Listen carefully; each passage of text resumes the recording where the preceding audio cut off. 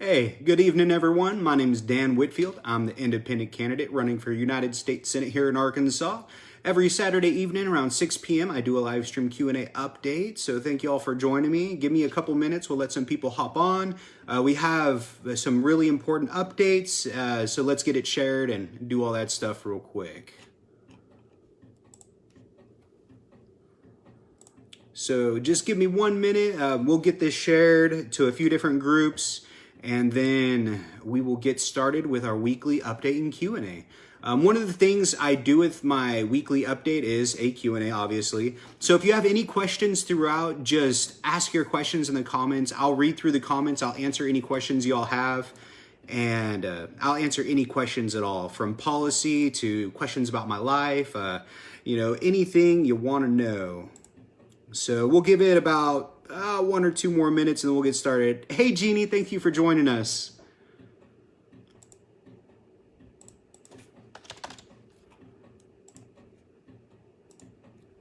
All right. Cool. So I hope you all had a good week. It is Saturday. We're in the midst of a Saharan dust storm right now, up between 30 and 50,000 feet in the atmosphere, making for beautiful sunrises and sunsets, which is pretty cool, and just another sign of climate change and why it's so important that we start to address the climate issues that we're facing. Let me get that down just a little bit. Awesome. Hey, Jacinda. Oh, thank you. Oh, man, I haven't seen you since that last meeting months ago. I hope you're doing well. But let's see here. We do have some updates with our lawsuit, and I'm super excited to talk about those. All right, let's see here. And I've cut off my head. Awesome, cool beans. So let's go ahead and get started. It is 6:07. Sorry, I had another meeting. That's why I'm a little bit late. But my name is Dan Whitfield. I'm the independent candidate running for United States Senate here in Arkansas. I'm running as an independent because I believe that a representative should answer to their constituents and not a political party. We are fighting these troubling times right now here in Arkansas where our representatives are trying to take our voices away. So I really want to bring the voice of the people of Arkansas into the legislative process through a direct democracy platform. As far as updates, hey, Andy, thanks for joining us. We did get our ruling. It took like 4 weeks. It did take 4 weeks for our ruling, and our ruling finally did come out. We read through a good portion of the 61-page document. And, after looking at our ruling, going over it a few times, talking with my team, and going over strategy, it's actually a blessing in disguise. So right after the ruling, immediately I was ready to appeal it. So I had my lawyer reach out to the court clerk and get them, to start on our transcript. Because when you order the transcript, it can take like up to a month to get the transcript. Well, surprise, surprise, someone had already had that done a month ago. So after our hearing, the Attorney General actually was prepared to lose because we had such a good case. And they prepared for their appeal by ordering this transcript, so our transcripts are already ready for us. Awesome.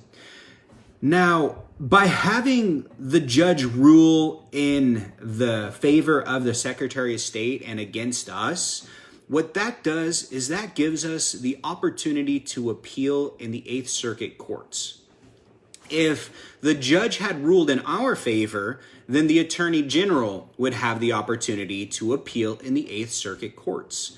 Last year, when the Libertarians sued for their ballot access, they won their lawsuit, and the Attorney General, they appealed to the Eighth Circuit Court, which we just found out on June 20th. They lost their appeal in the Eighth Circuit courts. The Eighth Circuit courts ruled in favor of the Libertarians to give them ballot access. So that's awesome. That's really good for us. Now, since we are appealing, we filed yesterday for our appeal. Our appeal should be completely filed and we'll have a case number on Monday, and then we're going to expedite our appeal. That gives us the ability to appeal. If we win our appeal with the Eighth Circuit Court, then the Attorney General won't be able to re-appeal the case, giving us ballot access. So this is really actually a good thing. Of course, it's emotional and it's hard and it hurts, but her ruling against us gave us the opportunity to appeal and win, and then not have it reappealed, rather than giving the Attorney General the opportunity to appeal and win and not having us able to reappeal. So that's awesome. We are still moving forward. I'm really confident we're going to win our appeal.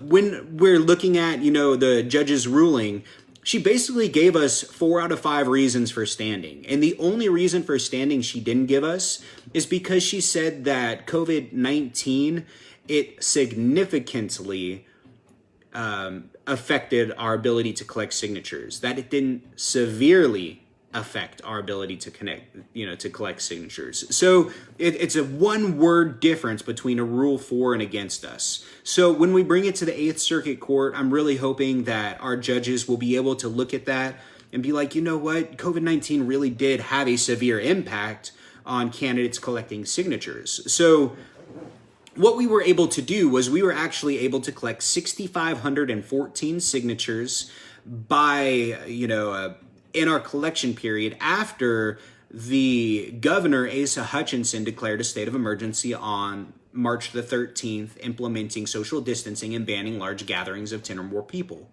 We lost about 60% of our collection period because of this, but we were still able to get 60%, 59.54% of the signatures we needed, which is amazing. We got 5,954 signatures despite COVID-19. So, that's outstanding. You all are great. And one of the best things about that is we got 98% of those signatures through volunteers, unpaid, just people who want change. So thank you all so much for all of your help collecting signatures. You all did great. We're making history right now. There's actually only been 4 independent candidates in Arkansas's history to get their 10,000 signatures they needed to get ballot access. And all 4 of those had to pay for it. The Libertarian Party, when they won their lawsuit, they actually spent $55,000 to get the signatures required to be on the ballot. The Libertarians have someone on the ballot because they spent $55,000 to get that, not because they have the support. It was, they paid for it. Well, we did it a different way. We did it with support, and we did great. So I'm waiting to see, how the 8th Circuit rules for us. I'm very confident they will rule in our favor. If you go to replacetomcotton.com, click on campaign, and then click on lawsuit, I actually have at the very top here is the transcript of the court hearing. So it is a 254-page document. My cross-examination starts on page 24 and goes, I think, until like 89. And there is a table of contents. So if you have some time, it's a very awesome, transcript. I would love for y'all to read my cross-examination to see how good our case is, because I feel like we made a very good case. So let me read some of this real quick. Yeah, thank y'all for coming. I do appreciate it. Stay positive and good luck. Thank you, Mary. We are very positive. We're very confident. We are moving full steam ahead. We are rebuilding our website right now to be a little bit more user-friendly and not so text-heavy. I know a lot of people don't want to sit there and read all these different things for like an hour or two. So we're working on that right now. I've got my teams put together. We're doing our commercials. We're getting them produced right now. We're going to be shooting more commercials, possibly even as early as tomorrow or this upcoming week. We are moving full steam ahead, and we are going to take this on, and we are going to beat Tom Cotton in November. Let's see, Judge should look at the news. COVID is exploding in Arkansas. This isn't, I know. I think she understands that, and realistically, everyone understands that COVID hurt signature collection efforts. We even had someone who owns a petitioning company testify as a witness for us, stating how his business completely shut down after the governor's orders. So it's not like we could have even paid for canvassers like the Libertarian Party did anyways. So let's see here. But that's kind of where we're at right now. We will put out our appeal on Monday, and I'm very confident. I think we've got this. So make sure you do go on replacetomcotton.com. Check out the campaign tab and then lawsuit, and you can see the transcript of the court hearing. That's all there. You can look at the final judgment. It is basically, this is just one page saying that they rule in favor of the Secretary of State. And then the judge's final order is a 61-page document explaining the reason that she ruled the way she did. It's actually more like 51 pages plus 10 pages of exhibits. So looking through that, I really hope you guys can have time to read through this. It's really good, and you'll see how good of a case we have if you can read through that. And then there's just other lawsuit things in there that are miscellaneous and not really important at this point. So another thing that I've done is I've been updating my donations spent. So if you go under the campaign tag and go to donations spent, you can see it's all up to date right now on where we've spent money. I know we're still in June, but I have it updated to the day. So we've actually only spent about $662 this month. We had slowed down a little bit. We haven't been doing as much advertising and things like that. We're going to start doing our commercials advertising probably more on YouTube than Facebook, because Facebook is going to allow people to turn off political ads. And with all of the ads going out for Donald Trump and Joe Biden right now, I'm pretty sure there are going to be a lot of people shutting their political ads off. So it would be just kind of a waste of money. So we will be getting these commercials out and focusing there. Another thing I am going to be doing is I'm going to start doing my live streams from YouTube and not Facebook live like this. What I'll do is I'll do a YouTube live stream, and then I'll share the link onto my Facebook page. I'll share the link onto my Twitter page, and we'll do it from YouTube. It's just a lot more user-friendly for us. The only downfall is in order to live stream on YouTube, you need 10,000 subscribers. So I'll share a link to my YouTube later. If you all can hit the subscribe button and then share it and see if you can get some friends to each subscribe, then we can start doing these live streams on YouTube, and that way people on Twitter can watch them as well. I am up to about 10,000 followers on Facebook, but we do have, which one? Oh, okay. We do have about 20,000 followers on Twitter, and a lot of those Twitter followers don't actually have Facebooks. So I want them to be able to participate in these Q&As, ask questions and things like that as well. But as far as that's what this is, every Saturday night at 6 p.m. I do a live stream Q&A and answer your guys' questions and update. I see there's 36 people on right now. Do you guys have any other questions? I know it's been a while since I put a tie on. I've got my quarantine hair still. I need a haircut. But I decided to put my three-piece on today and dress up and look sharp. But if you have any questions about policy or anything, now's the time to ask. I can answer any questions you have. While y'all are asking questions, I will talk very briefly about what's going on kind of at the national level with my opponent. Finally, Washington, D.C. has had their statehood approved through the House and Congress, which is amazing. Back in 2016, it was on their statewide ballots to vote on whether or not their district should be a state and gain statehood. That vote overwhelmingly passed with 85%. 85% of the population of the people in Washington, D.C. want statehood. They want representation for their taxation. So the whole reason we formed the United States of America was because we were having taxation without representation. And I think that, allowing the way that we are continuing to deny these people the representation that they want, they pay taxes. They're going to work. They do jury duty. They're participating members of our federal government, and they deserve to have this right. So next it will go up to the Senate. I'm hoping the Senate doesn't vote against it. People in Washington, D.C. work just as hard as you and me. Don't let anybody tell you different. They are hardworking Americans just like us. They go to work 40, 50, 60 hours a week. They pay their taxes. They are contributing members to our society. There is a greater population in Washington, D.C. than some of our states, and we should take that into account. And we cannot just tell people that they don't work hard enough so they don't deserve representation for their taxation. So let me see. I do have a question here for Will. What are your plans for direct action on police brutality in our state? So that's a very important question. We are working on rebuilding our website right now, where I am going to add some different policies in and issues that are not on there, such as law enforcement reforming and reconstruction of the law enforcement, that we have today. I think some of the direct actions we need to take is, number one, we need to add mandatory minimum sentences for law enforcement officers that kill an unarmed citizen. That needs to happen. We've got to do that. If we have mandatory minimum sentences for law enforcement officers that murder unarmed people, I guarantee you they're going to be a lot less likely to use lethal force when they don't absolutely have to.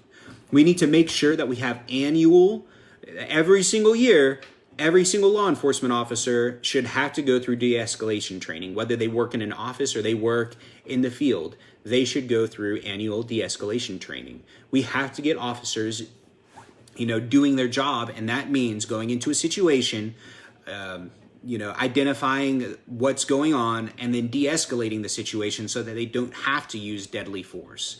And then on top of that, they need to start using the minimum force necessary. We need to have community review panels that will determine whether or not a cop was justified in a killing, and that will determine whether or not a law enforcement officer used the minimum force necessary. We can't have people who are, verbally assaulting a police officer getting maced in the face for verbal assaults. That's not the minimum force necessary. That's when de-escalation needs to take place and occur.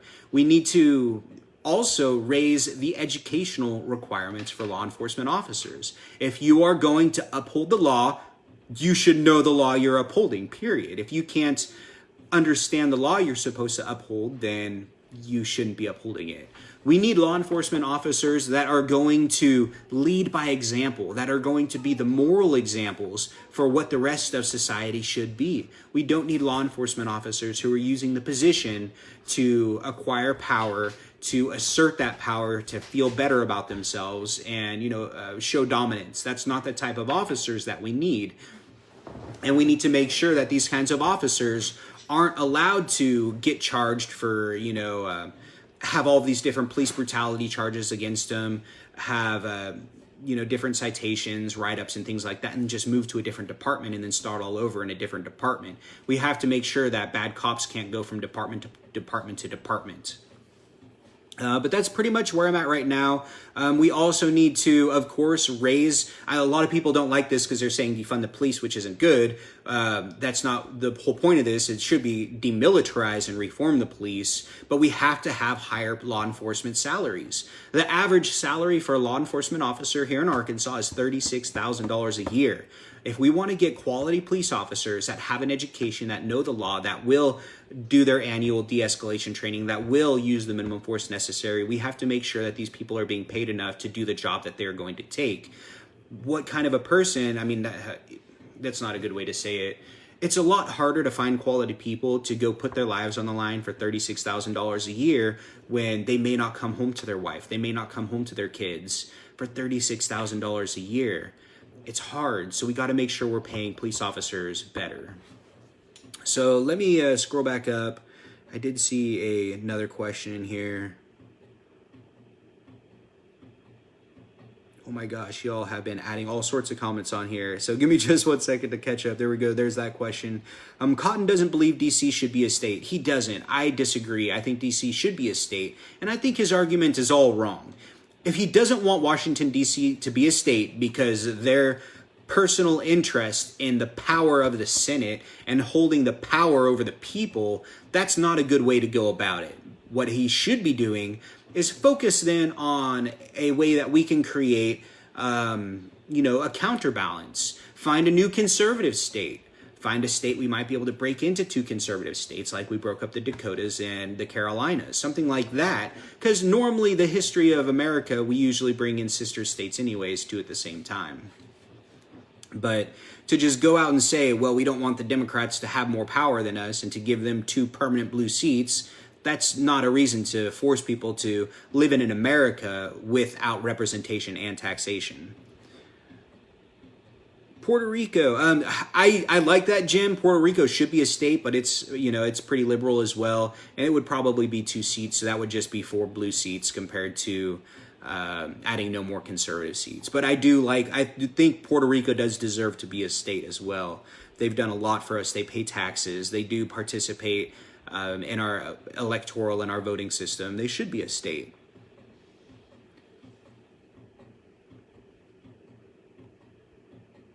Do I have plans to go on independent media platforms? Yes, Sam. If you go to replacetomcotton.com, click on About and click Media. I have done a few interviews on there with different independent media platforms. I would suggest check out those interviews. I go a lot of detail into policy, such as Medicare for All, my 2A stance, and things like that. And I will continue to do more independent media sources as we go through, as well as working on getting some of the bigger media stations to start reporting on us as well. Marshall Islands, Guam, U.S. Virgin Islands. Yeah, there are a lot of different places that could be states. And I'm sure some of those are more conservative that we could use to be a sister state for the more liberal ones. But again, I mean, when we're looking at giving a group of people representation, we shouldn't be holding against them, power in the government. That shouldn't be a way to leverage someone to being forced to live in a place where they don't have representation. I agree, Mary. Tom Cotton does seem to be focused more on national problems and foreign affairs rather than the issues we are facing here at Arkansas, such as a quarter of the children in Arkansas living in poverty, low wages, farmers going bankrupt. There are all sorts of different problems that we should be focused on here in Arkansas rather than worrying about foreign affairs at the moment. Malpractice insurance. I'm trying to catch up on these comments. And I do agree, Nikki. Taxation without representation is an original constitutional value and should be important to all Americans. A reformed Justice Department. That's a great way to state it. I like that. It should have never been called defund the police, just like Medicare for All never should have been called Medicare for All.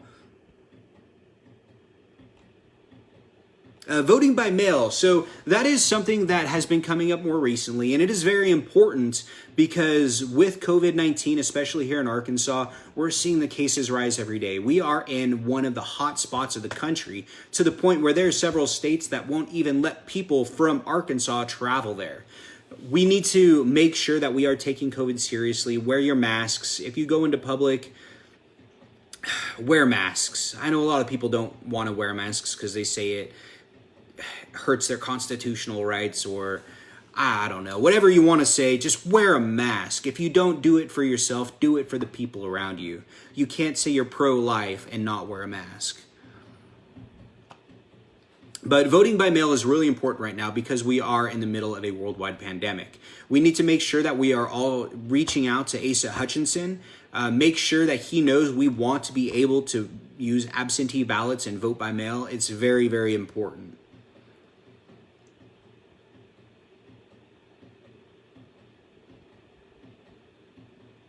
Absolutely, yeah. I mean, there are a lot of good law enforcement officers out there, 100%. I have a lot of law enforcement in my family. I have law enforcement in California, in Texas. It's not all about bad law enforcement or law enforcement being bad. It's about the few bad seeds that are in there. And we need to start making it so that those bad seeds especially can't go from department to department to department. We've got to take care of that. Have some accountability.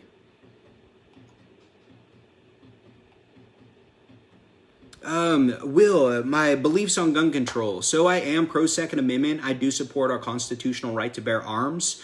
This is actually the one topic that I align the closest with Tom Cotton on, but I'm not as far extreme to the right as he is. I do believe in our constitutional right to bear arms, but I do not think it is unconstitutional to have to undergo a background check to purchase a firearm. If you can't go to Bass Pro and buy a gun, you shouldn't be able to go to Arms List and buy a gun on a private sale because you can't pass a background check. We have to have background checks. Now, we should have background checks even for private to private sales. A lot of people are like, well, I don't want to have to pay for that, all the bureaucratic oversight and things like that.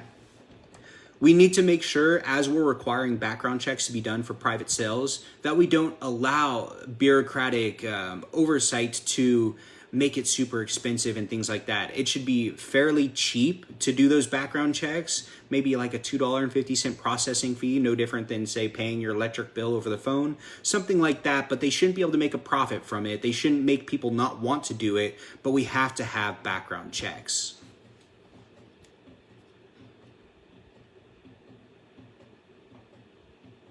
And I know law enforcement officers do undergo, psychological evaluations. We should make sure that racism is more heavily, what's the word I'm looking for? We should make sure that we are really focused on keeping racism out of law enforcement. Fiscal policy. So one of the things about fiscal policy for me is we need to lower taxes for the working class. We have to lower taxes for the people that are paying taxes and then start enforcing taxation on the people that avoid taxes. You and me, our families, we're paying between 20 to 25% in taxes or more. A single male can pay up to 35% or more in taxes. What we need to do is we need to make sure that billionaires are not moving the money that we spend in our economy that ends up in their pockets to overseas offshore bank accounts to build interest in foreign banks. We have to make sure that we close the legal tax loopholes that they've used to transfer that money out of our economy. A good example of this would be, how much money do billionaires really pay in taxes? That's a good question. Bill Gates recently was complaining. He's like, well, I've paid more than anybody else in taxes, blah, blah, blah, blah, blah. He's paid $10 billion in taxes. Well, wait a second. He's paid $10 billion on taxes for $100 billion. So he's complaining about paying 10% in taxes. Yes, it is a lot of money, but that's 10%. That's still, half or, less than half of what the rest of us are paying.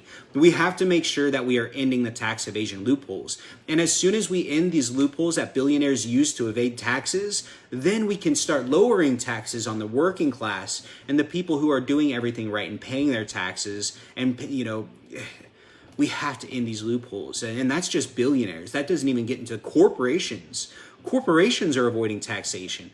Look at companies like Netflix, Amazon, FedEx. We have billion-dollar corporations that paid $0 in taxes last year. Not only did Amazon pay $0 in taxes, we gave them $400 million in corporate subsidies. We gave them $400 million and they paid us $0 in taxes. Look at Walmart. Walmart pays between 1% to 2% in taxes. And then after they get away with paying like 1% to 2% in taxes, then they pay their employees such low wages that their employees qualify for welfare. So us taxpayers footed the bill for $6.5 billion worth of Medicaid and SNAP for Walmart employees last year. We have to make sure that we are ending these legal tax evasion loopholes. That way we can enforce taxation on the rich and corporations and lower the taxes on the working class and the people who are really struggling right now. 40% of Americans are working full-time jobs, living paycheck to paycheck. That was before. God, it's so much worse now. That was before COVID-19. Before COVID-19, 70% of Americans couldn't afford a $1,000 emergency. We have to make sure we're taking care of the 99%. I understand the 1% and the 1/10 of 1% want to get super rich and be trillionaires. All the power to them, Just make sure you do it the right way and don't do it by screwing over the rest of us. So far, $3.5 trillion has gone to the richest 1/10 of 1% in the last 2 months. Or I think the last 3 months since March. 3 months, the richest people in our country have gotten $3.5 trillion while more than 35 million Americans have lost their jobs. And we're trying to figure out what to do with COVID-19. And they're all like, well, let's reopen everything. We need to make more money. We need to get our businesses back up. Well, yeah, that's great and all, but at what cost? We're seeing all these spikes now, and we have to make sure that we are putting our safety and our family's safety above the corporate profits of companies that are making hundreds of billions of dollars a year. So I kind of went off on that, sorry. Fiscal policy is very important to me. I actually have a platform where I want to redo the way that we tax people. Number one, we need to get rid of payroll taxes. We should not be taxing people for working, period. If you want to get a job, you shouldn't be taxed for getting a job. We need to stop the employment taxes. Employers shouldn't be taxed for hiring people. What we need to do is tax profit. We need to, if a company is making, okay, so I want to redefine the way we do our taxes. We should have small companies, medium companies, large businesses, and corporations, or giant corporations, because there are different classes of corporations. But so my point is, if your company is making between $0 and $1 million profit per year, they should pay a 10% flat tax. If your company is making between $1 million and $100 million per year, it should be considered a medium-sized company and pay a 15% flat tax. If your company is making between $100 million and $1 billion profit, I'm talking profits here, $100 million and $1 billion profit, then you should be paying a 20% flat tax. And if your company is making more than $1 billion a year profit, they should pay a 25% flat tax. Right now, our corporate flat tax is 37%. So that's 12% less than what our corporations should be paying in taxes before they use legal loopholes to avoid taxation altogether. If we could do something simple like this, which, I mean, our tax code is like 22,000 pages. It's not that simple. We could make sure that we're not overburdening our small businesses so that they're going out of business paying 35% in taxes while corporations are making hundreds of billions of dollars a year paying nothing. We could also then change it so that only small and medium-sized corporations qualify for government subsidies. That way, we're not giving hundreds of billions of dollars in subsidies to companies that are making hundreds of billions of dollars. It only makes sense. So we do have to redo the way we define taxes and do taxes. And that's kind of where I stand for fiscal policy. And at some point, maybe we'll do like a whole episode where I go more into detail because, I mean, 21,000 pages is what our tax code is. So we could talk forever about that. Let me scroll down and read some of this because there are all sorts of different comments coming in here. Billionaires need tax cuts too. Yeah, I know. They pay billions of dollars into our legislators' pockets to get those tax cuts. Tom Cotton is not in Arkansas. He was born here, and that is it. He is pulling some shady stuff right now. I've heard the same. I don't even know if he lives here. I know there's a whole debacle right now trying to figure out why his zip code, his voter zip code, was going to a P.O. box when that's not supposed to happen. Fayetteville requires the use of masks. That's awesome. I believe Little Rock actually just implemented something like that as well. What is my political background and working career background? I have no political background. I'm not a politician. I believe that our politicians should be the extension of the voice of the people. I believe in term limits. I don't think politicians should be a career. It should be something where you are a contributing member to society and you understand the different things, issues in society people go through. You get elected into a public position, you serve with honor, you extend your constituents' voice, and then you get out and go back to being a member of society. My working career background, I worked in the oil field for a while. I was a cable guy for a long time. Honestly, that was my favorite thing. I'm a troubleshooter. I find problems and then I find solutions and I fix the problems. That's what I'm really good at. I was a really, really, really, really good cable guy. If you've had 10 other guys come out and your internet's still in and out, your phone's still got, scratch, I could show up and fix the problem within about 30 minutes. But at the same time, I was a terrible cable guy because then I'd be there for 2 or 3 hours talking to my customers about their life and the problems they're facing and listening. I like to listen to people and I'm a talker. So I got to hear a lot of the issues that are most important to people. I mean, I worked in like 4 different states as a cable guy, gone into thousands of houses, listened to thousands of families' problems. And I think that really helps because it'll help me understand how legislation is going to affect different families in different ways. Now I work at JB Hunt. I've been there as an intern for about 2.5 years. I work in automation. We use all of our own software and I'm with a team that checks the software for bugs before we upload it to our production. And I'm working on automating that software. That way we no longer need my job. So that allows me the unique perspective also to see how automation is going to impact our society. And it is going to impact our society in a really, really big way. And by 2035, experts have already estimated we're going to be about 40% unemployment by 2035. So we do need to start making sure we have some legislators that are in office with automation backgrounds so that they can understand the issues that automation will bring to our society. I am a current student right now. I just finished my Associates of Applied Science. I got magna cum laude. I am now a student at the University of Arkansas pursuing an information systems degree, and then after that I plan on going to law school. I'll finish my degree while I'm in office, my bachelor's, and then after I finish my term, I'll go into law school and continue there.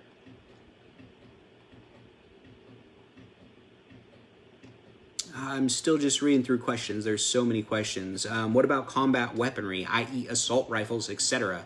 So the problem with assault rifles, what is an assault rifle? When you are asking what is an assault rifle, are you talking about a rifle that has automatic firing? Are you talking about a semi-automatic rifle? Are you talking about a rifle that has a single round capacity with no magazine or no clip? If it's an older gun. Are you talking about a rifle that can fire less than 5 rounds per second, less than 10 rounds per 10 seconds? It's hard because how do you define an assault rifle? My pistol that I carry every day, it holds 15 rounds. I can fire those 15 rounds in about 3 seconds accurately. Does that mean we're going to start banning pistols and handguns? It's really hard because when you start to ban weapons, the people who are going to obey the law are law-abiding citizens. The people who aren't going to obey the law, i.e. criminals, they don't care. They're still going to find them anyways. Look at drugs. Drugs are illegal. They still find drugs. So it's a hard thing. I do believe in direct democracy. And if 67% of my voting constituents wanted me to vote on a ban on something specific and not something vague like assault weapons, I would vote in their favor, of course. However, I do not believe in the banning of possession of said firearms if the person purchases it legally. If you want to ban the sale of assault weapons or whatever you want to consider as it is defined later on, I understand, but we can't ban the possession of them because law-abiding American citizens purchase that personal property legally. They didn't break any laws. So it's really hard. And, that's going to be as far right as I go is kind of Second Amendment stance. They are our constitutional rights. And I don't like the forfeiture or seizure of Americans' personal property. 67% would be about 2/3 of constituents. And I go by the 67% mostly because 67% of the children born in Arkansas are covered by Medicaid. 67% of the children born in Arkansas are covered by Medicaid. Yet our representatives continuously vote to cut Medicaid.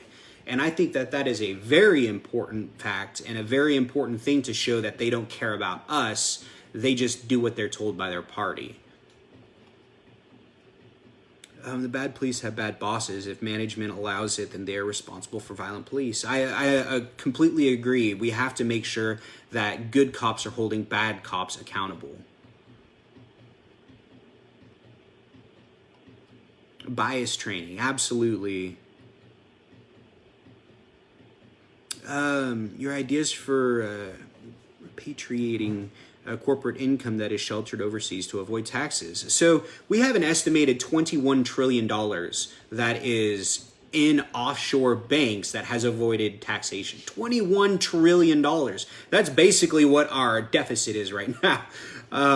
So if we were to tax that $21 trillion at say 40%, or even 30%, we could drop our deficit by 30% right there. We do need to figure out something about that. I am not a tax expert. My wife is. So I would leave something like that to the experts to discuss. And then I would listen to their expert opinions and go from there. Recreational and medicinal marijuana. Will, thank you so much for joining us, Will, and asking me all these great questions so I can go through all my policy. I love it. That's amazing. So I do support the federal decriminalization of cannabis, including nationally expunging cannabis-related convictions. I believe it is up to the state's voters to determine whether or not weed should be illegal, medicinal, or recreational. That shouldn't be up to the federal government to decide. That should be, if it's going to be that way in Arkansas, it should be up to Arkansas voters. If it's going to be, one of these ways in Louisiana, it should be up to Louisiana voters. It shouldn't be up to the federal government. Now, we do need to make sure that it is federally decriminalized in the federal government. That way, when a state decides to legalize it, if they so choose and vote for it, that those legal businesses are protected from federal law, and federal enforcement agencies aren't going into these businesses basically robbing them. Because right now the DEA will go into a dispensary in California, go inside a legal business, handcuff everybody, take them outside, go back in, take all of their money, take all of their product, go out, let everybody go and say, have a nice day, we'll see you in 6 months. That is completely wrong, and we need to make sure that our legal businesses have protection from theft like that from the federal government. At the same time, right now, a lot of legal businesses throughout the country are not allowed to store their money inside federally insured banks. We have to fix that. We have a lot of businesses that have been robbed because they have giant piles of cash stuck in their facilities. And my opponent, Tom Cotton, has actually voted against more than once legislation that would allow these legal businesses to do business with federally insured banks. So that is why I support the federal decriminalization. Here in Arkansas, we just authorized $169 million to build a for-profit prison for LaSalle in Arkansas. $169 million to build a new prison that only houses 500 people. If we were to expunge 500 cannabis convictions here in Arkansas, we could take that $169 million and feed the 25% of children here in Arkansas that go to bed with a hungry stomach every night. We have much better uses for our money than treating cannabis convictions as criminal offenses. It should be a health offense, if anything. So we really do need to focus on that. 80% of people who are in prison for a drug charge are there for possession charges. They're not there for selling drugs. They're just there for doing drugs in their own house. So we have to focus on nationally expunging cannabis-related convictions.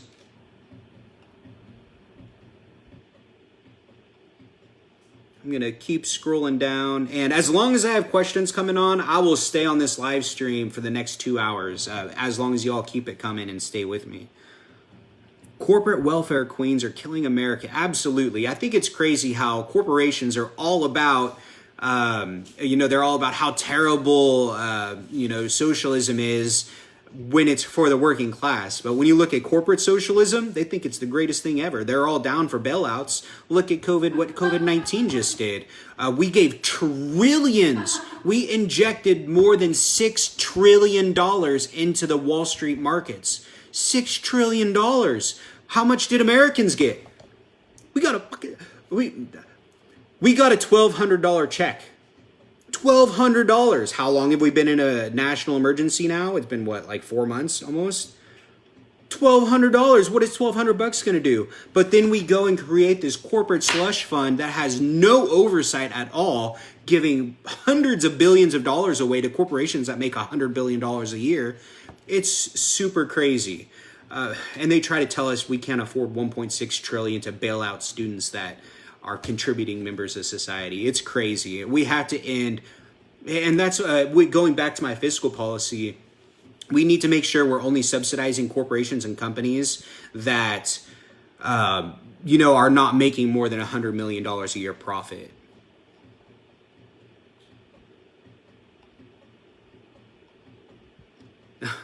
I'm reading all these awesome comments. Thank you guys so much. I'm just trying to scroll through them because there's so many so I can get to the questions.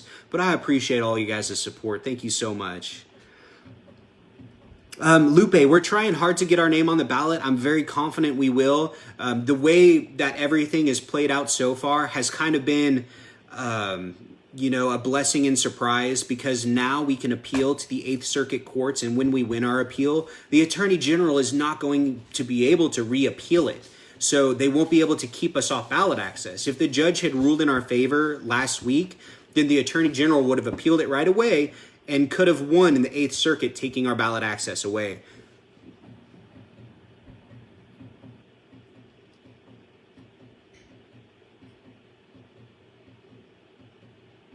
I like that. No American jobs, no corporate subsidies.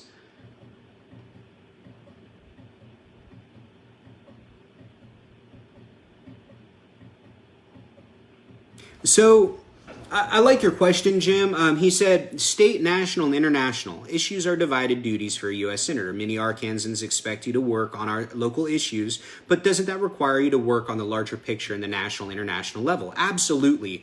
And I think that there are a lot of issues that we're facing here in Arkansas that could specifically be helped at the national level. For example, Arkansas is the only state in America where a renter can go to jail for not paying their rent. Why is there not federal legislation protecting all Americans from not being able to be incarcerated or sent to prison for not paying their rent? Because we're the only state where we don't have those protections. And what's really interesting about that is at the same time, we're the only state where your renter or your landlord, if it's December and your heater goes out, your landlord doesn't have to fix it. There's nothing you can do. They don't have to fix it legally. And then if you don't pay your rent because your heater doesn't work, you can go to jail. So we need to make sure that a lot of these very unique situations we're facing here in Arkansas, we can address at the national level. That way we can help Arkansans out at the same time. Another thing, a good example would be education. We have a unique problem in Arkansas,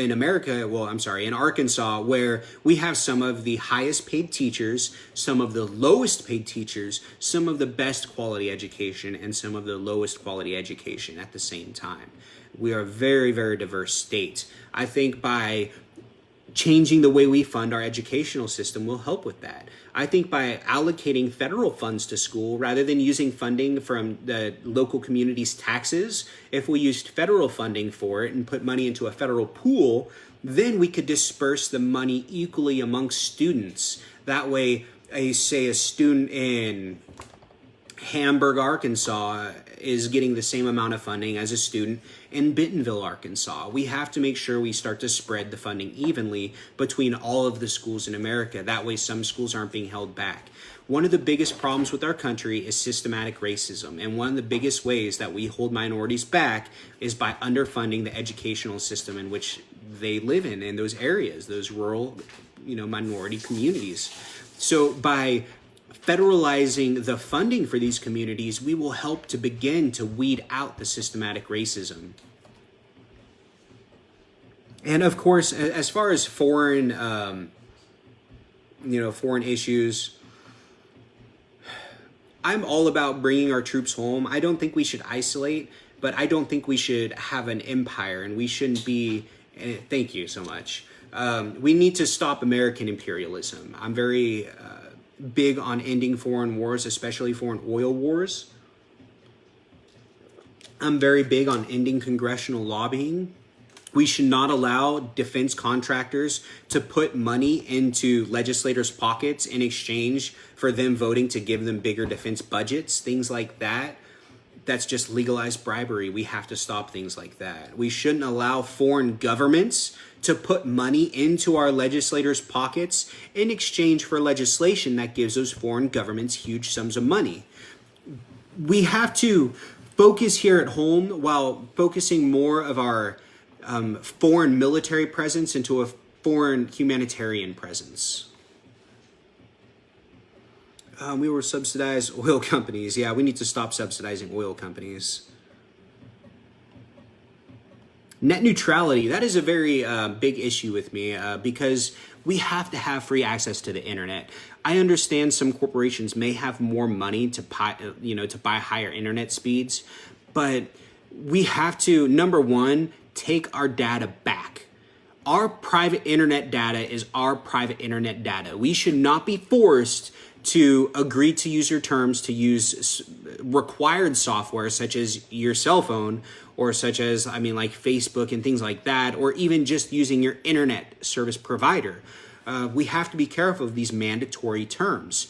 We have Basically, our legislators have sold our private data to the highest bidder. So our internet service provider can now legally monitor, collect, store, and then sell our private internet data. That's why if you go on your phone and you search cruise to Hawaii, and then you go on your computer and you're scrolling through Facebook, you're going to start to see ads for cruises to Hawaii. That's because they've monitored what you're doing and then they've sold that information to an advertiser. That is our private property. If they want to sell that to advertisers, we should get the check, not the internet service provider. And we should also have the option not to sell that data to them if we do not want to. But net neutrality is very important. We have to have a free and open net and free information for everybody. I would like to see every single house in America with internet connection. We have to make sure, especially here in Arkansas and the way we're seeing COVID-19 and moving into this technological future, that every single person has the ability to have an internet connection. We can do it and we need to do it.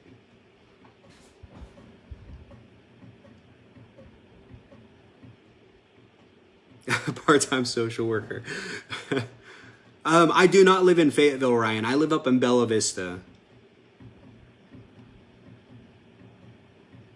Larry the Cable Guy endorsed me. No. He is a funny dude, though.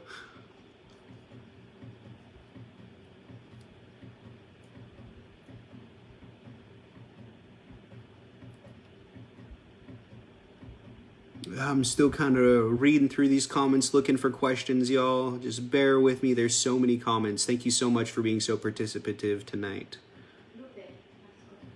I know, there's a whole bunch. I'm only like halfway through these comments right now, scrolling down. No, because then I'm going to double ask questions. Okay. That is a hideous statistic about children in Medicaid, 67%. We are the 49th richest state or the second poorest, depending on how you look at it, and we pay nearly the highest taxes in America.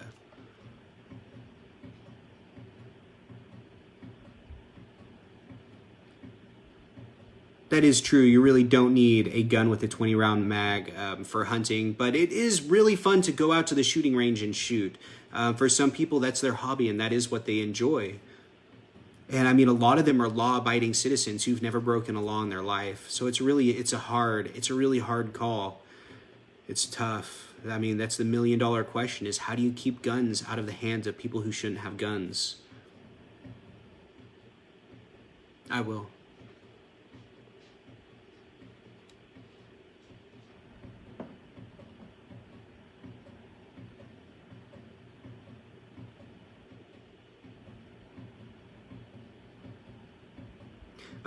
Brandon, no, we are not doing a write-in campaign. So we are fighting for ballot access. My name will be on the ballot in November. We cannot do a write-in campaign because I did sign my political practices pledge, but when I signed it back in November, there was an option. You either sign as a Democrat, Republican, Independent, Libertarian, or write-in. At the time, it was November. We had no idea to possibly foresee that COVID was coming and going to affect signature collection the way it did. We had no way to know that Asa Hutchinson was going to issue emergency executive orders banning large gatherings. So I did not check the write-in box. I checked the independent box. Therefore, I cannot run as a write-in candidate, even though a write-in candidate has up until August 5th to submit the paperwork to each county to get on the ballot.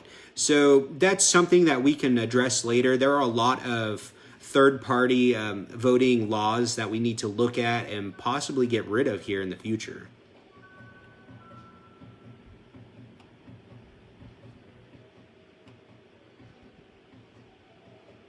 I'm a single shot hunter as well, Jim, but I hunt with a crossbow, but I've never missed.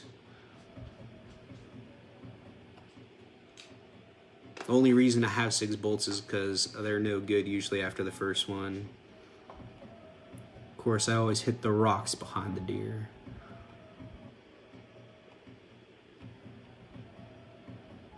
There's a lot of questions. There are. I'm working my way through them. I think phone is better. Well, I mean, this is the best I can do. Jim, will I push hard for single-payer healthcare? Absolutely. Medicare for all. I know a lot of people want me to focus on other things. But Medicare for All is extremely important to me. A lot of people, when they hear Medicare for All, they think of Medicare, but it is not Medicare. It is very different. It is a terrible way for them to name it, because Medicare for All is not Medicare. Now, what Medicare for All is, because it has a lot of negative information out there. So, Medicare for All is not free. We will pay for it. Right now, if you make under a certain amount of money, then you can qualify for Medicaid, and your medical care doesn't cost you anything. Medicare for All will not change that. If you make less than $29,000 per year, your entire household has free medical care. Now, the average household income in Arkansas is $40,000. The way that Medicare for All, because we will pay for it, the way you'll pay for it is anything more than $29,000, you will pay 4% of your income towards. So if you're making $40,000 a year, you subtract $29,000, that leaves you with $11,000, divide that by 4%, and you're looking at $440 per year to get medical and coverage for your entire family. No more premiums, no more deductibles, no more copays. $440 for the entire year for the average Arkansan family. It's super important we get Medicare for All passed. People just don't understand how good it is because all of the misinformation out there. We have to understand our legislators are taking billions of dollars from the health and pharma industries because they want to keep making a bunch of money. It's crazy. We know the number one cause of medical debt in America, we know the number one cause of bankruptcy in America is medical debt. The number one cause of bankruptcy is medical debt in America, and 70% of those people who file bankruptcy for medical debt have health insurance. They're doing everything the right way. They're paying their premiums, they're going to work, and then they get sick and they lose everything. We have to make sure that we put people before profits. There aren't many things, there are a lot of things where we should put people before profits, but our healthcare has to be a priority. LGBTQ marriage and adoption. Anybody should be able to marry. Who are we to judge who somebody loves? I'm not God. No one else is God. We're not the ones who give the final judgment. It's not our right to tell someone what they can or cannot do. If someone loves somebody else, it doesn't matter what their sex is, what their orientation is, what they identify as. That's their business. And I don't think adoption should have any different opinion with that. I know gay couples who are great parents, who are better parents than some straight couples, who pay more attention to their kids, who teach them better. So it's really hard to tell someone who's a better parent that they don't deserve to adopt a child because of their sexual orientation.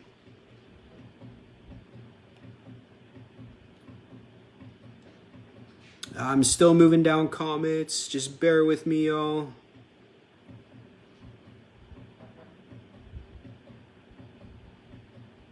So Kurt is asking about direct democracy and where all decisions are voted on by the people, and will you be holding a referendum in Arkansas for every vote you cast in Washington? How does that work? So we are going to have different ways where people can vote. You'll be able to vote in by mail. You can vote online through text. And I will do my best. You see how I'm doing this live stream right here? This isn't going to change. Once I'm elected, I'm still going to be doing a weekly live stream. I will tell you what we did this week in Congress. I will tell you what we have upcoming next week in Congress. I will read to you bills. I will give you my opinions on bills. I will ask your opinions on bills. And I will do my job to educate as many people as I can on what I'm voting on before I vote on it. That way they can vote on it and tell me how they would like me to vote. When 67% of my constituents participate in this process and tell me to vote one way, whether or not I agree with it personally, that's the way I will have to vote, because that's what I will do as the extension of your voice. Of course, unless it is discriminatory against a group of people.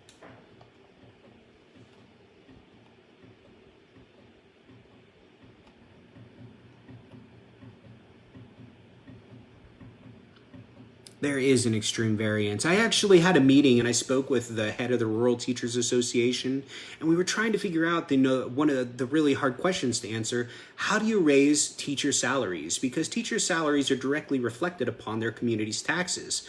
So there aren't many ways to do it. You can either raise taxes in the community, you can bring better jobs to the community, which I would really like to see with clean energy and hemp and different things. I think right now we are one of the poorest states in America. If we were to bring hemp back to Arkansas, I think that would help our state a lot.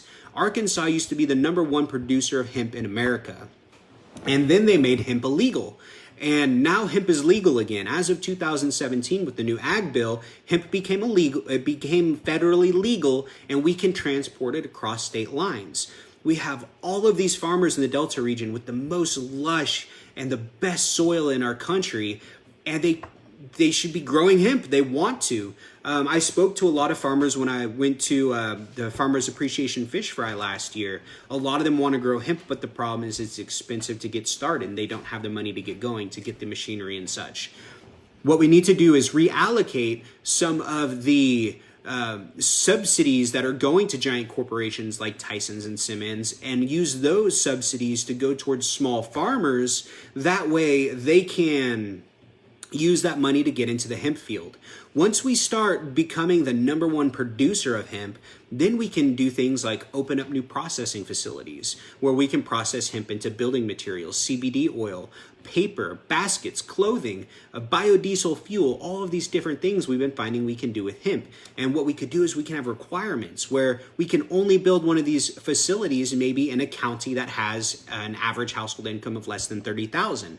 That way we can bring good jobs to counties that need them and things like that. There are ways that we can really raise the economy and go from being one of the poorest states in America to being one of the richest.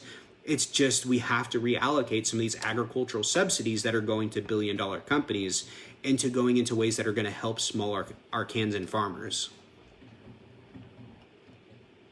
Congressional lobbying is despicable, and we need to outlaw it 100%. Now, on top of outlawing congressional lobbying, we need to make it so that an elected official liquidates their stock portfolio prior to taking office, and make sure that all of our elected officials who have any kind of legal power over legislation, we need to make sure our legislators can't vote on something that they have a financial interest in. We need to have them liquidate their portfolios. That way, when a vote comes, are we going to raise our defense budget? They don't have money, say, in Raytheon stock or Boeing stock or Lockheed Martin, knowing that if they vote this way, their own personal finances will increase. What about funding that's been used by Trump on his wall? Unfortunately, there's nothing we can do about getting that funding back. I think that's not the correct way to do it. What I would like to see done is, if we have to have the wall, we don't need the wall, but if we have to have the wall, bring our troops home from overseas and have our troops build the wall. We don't have to pay them any more than we're already paying them. We don't have to give billions and billions of dollars to defense contractors that are buddies with, Trump and his family. We can do it a lot more efficiently. And then we can station these troops on the wall if you want to, give them something to do if we're not putting them back to work rebuilding our infrastructure.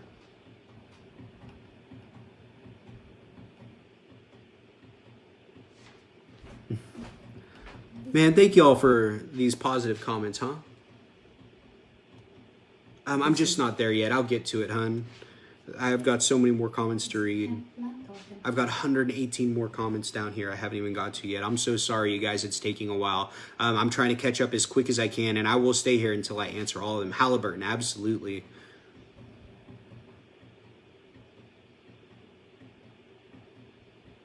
I'm not sure, Lupe, why the Marshallese community cannot vote in our elections. I would say you do have to be a citizen to vote. So are they residents and not citizens? That's a whole nother topic about immigration reform and creating a legitimate path to residency or citizenship, depending on what the person wants. Because sometimes if you are a citizen of another country, you don't want dual citizenship because you can lose rights in the country you're from. So you may just want to be a resident here for 2 or 5 or 10 years. So we do have to have a legitimate path for however these contributing members to our society want to be. But unfortunately, if they do choose the path of being a resident, they won't be able to vote unless they go for citizenship or dual citizenship. I agree, Jim. All of our medical files are private. Why is our internet data not private? That's because our legislators took a bunch of money to sell that data to advertisers.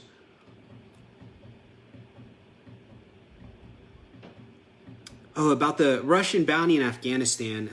It's really hard, Ronnie, because we should never have any kind of bounties on American troops. Do we know, have any true Americans actually been killed for these bounties? Have any of these bounties been paid? I just have no idea what's really going on without actually being there myself. I haven't seen any live streams about it, so I couldn't give you any information other than what I've read on mainstream media, which is information from mainstream media. Absolutely, Nikki. It's 2020. Internet access should be considered a necessity and a public utility that goes to every American at this point.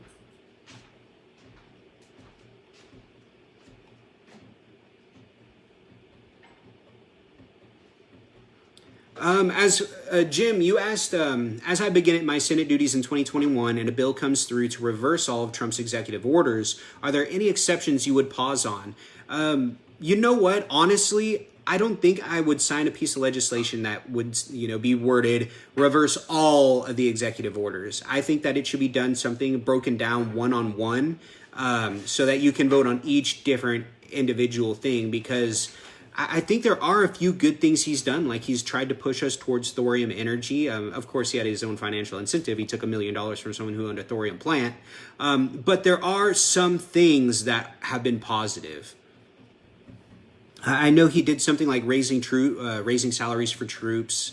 So I would not be for doing something to reverse all of them, but I would absolutely look at every single one of them one-on-one and determine which ones are good and which ones are bad. Because there's a lot of bad ones, unfortunately. Ryan, what is the best thing I can do to help me get in? So right now, spread the word, share our campaign. We are grassroots 100%. It's all word of mouth, and then as much advertising as we can afford. That's the biggest thing right now. Talk to your friends, talk to your family about us. Ask them to talk to their friends and their extended family and things like that. That would be the most beneficial way to help our campaign. I hate asking for donations right now. With everything that's going on with COVID, I know it's really tough. If you can afford $1 or $2, that would be great. You can actually go to replacetomcotton.com, click on campaign and donations spent, and you can see how we spent every single penny that's been donated to our campaign to see that nothing's being mismanaged. We're doing everything we can to have the most efficient campaign possible. We actually, all of our staff right now, it's all volunteers unpaid. We're about to hire our first staff member, a fundraising director, a professional to help us raise some funds. And that'll be the first position we've paid for. And then after that, we are, I don't know if I should talk about it, but it doesn't really matter. We are looking to hire a campaign manager as well. And those will be the only 2 paid positions we have.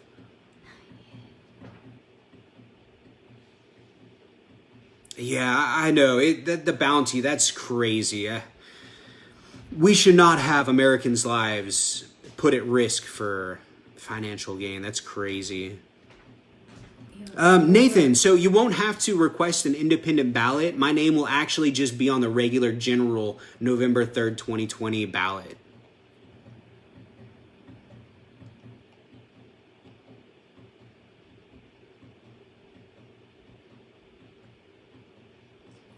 I know, I'm just reading these comments. Some of them are longer than others. Oh, it's better, I think. Well, it's not really better because I'm reading every single comment. And that one, it's just scrolling. Biden said he'd veto Medicare for all. Yeah, that's too bad.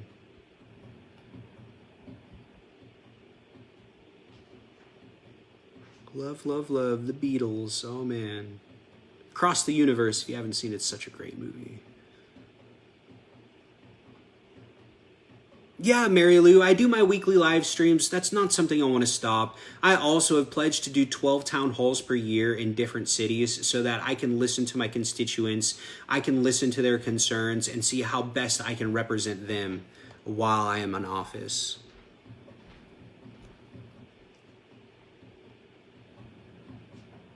Yeah, Tom Cotton actually hasn't done a town hall here in Arkansas since February 2017. I'll make sure when we're on the debate stage, we ask him about that and see why he's so scared to talk to his constituents and what it will take to get him here to listen to the people he's supposed to be representing. I love Pea Ridge Gym. Actually, when I first had moved here to Arkansas, we lived there for 6 months, and I mean, it's a really cool little town. I liked it a lot. I want to go, oh man, is it the donkey races? I think it might be the donkey races or the donkey jump or something really cool like that. We'll have to make sure we make it there this year. And we do need more alternative energy. For my clean energy to help combat climate change, one of the things I would really like to see done is we need to burn less coal and less fossil fuels. I know the fossil fuel industry doesn't like to hear that, and that's why they give people like Tom Cotton so much money. But there are other ways that we can get cleaner energy. We can have more hydro energy. I mean, look at some of the dams we have here that aren't building energy that could. We have 5 dams alone here in Bella Vista. We need to focus on solar energy, on solar, wind. I think that one of the really important steps we can take that a lot of people don't talk about is we need to convert all of our uranium reactors into thorium reactors, which is going to produce a cleaner, safer energy. And it's a lot cheaper too. The only reason we don't use thorium reactors and we use uranium reactors is because you can weaponize the uranium waste, but you can't weaponize thorium waste.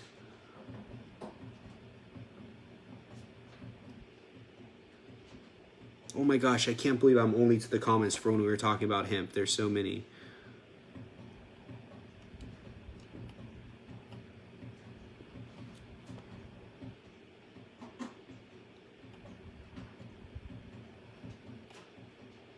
Free art. Will, if you would like, Will, we do have a private volunteer group on Facebook. Feel free to apply to it. I'll get you in there, and then I can get you on our Slack and get you on our design team, and you can help with art in there.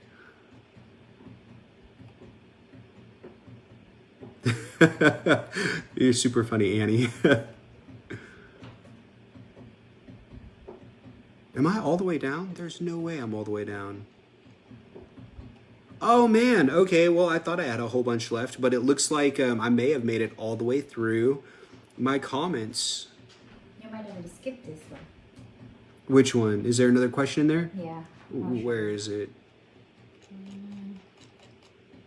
It's so hard with Facebook because sometimes the comments are different, say on my computer, than they are on my phone, than they are on my wife's phone.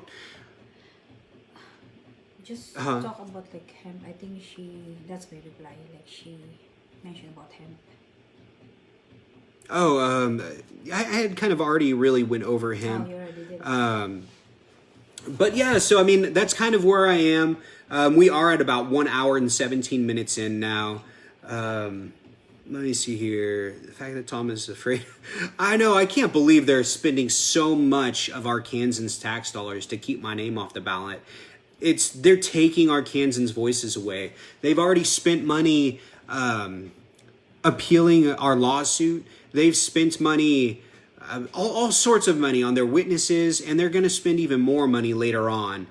I don't understand why they're so scared of us if they think we don't have a good chance and we're not a threat.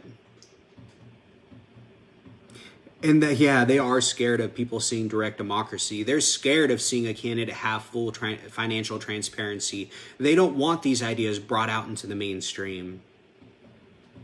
And no, Laura, there will be no paper ballots. You can, of course, get a paper ballot to stay safe and vote from home.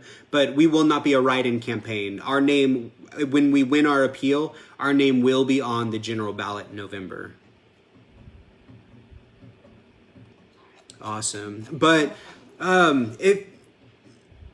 they are scared of grassroots. So one of the coolest things about our campaigns is we are 100% grassroots. I haven't taken money from political parties, from political action committees, from billionaires, from corporations, or any special interests. All of our money has come from working class Americans. And, thank you all so much for donating.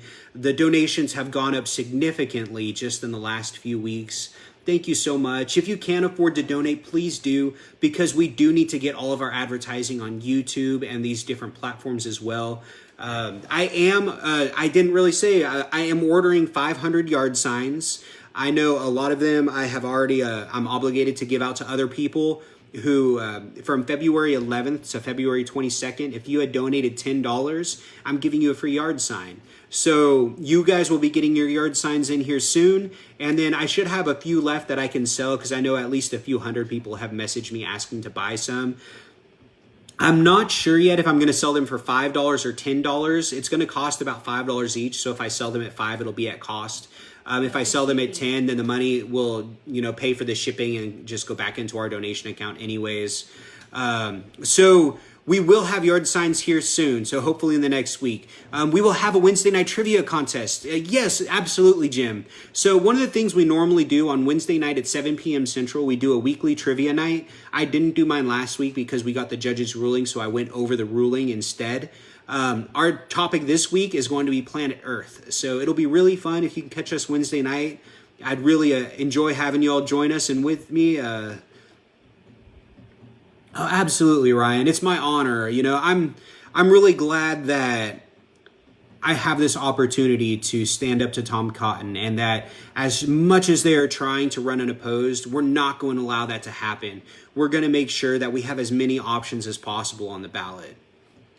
Oh, $20. I don't want to overcharge people for yard signs, but all that money, it just goes back into the donation campaign anyways. Maybe I'll do something like, if you donate $20 or more, then we can give you a free yard sign if you add in the comments that you want a yard sign or something like that. But all right, so I answered, I think, all of the questions that I saw in here.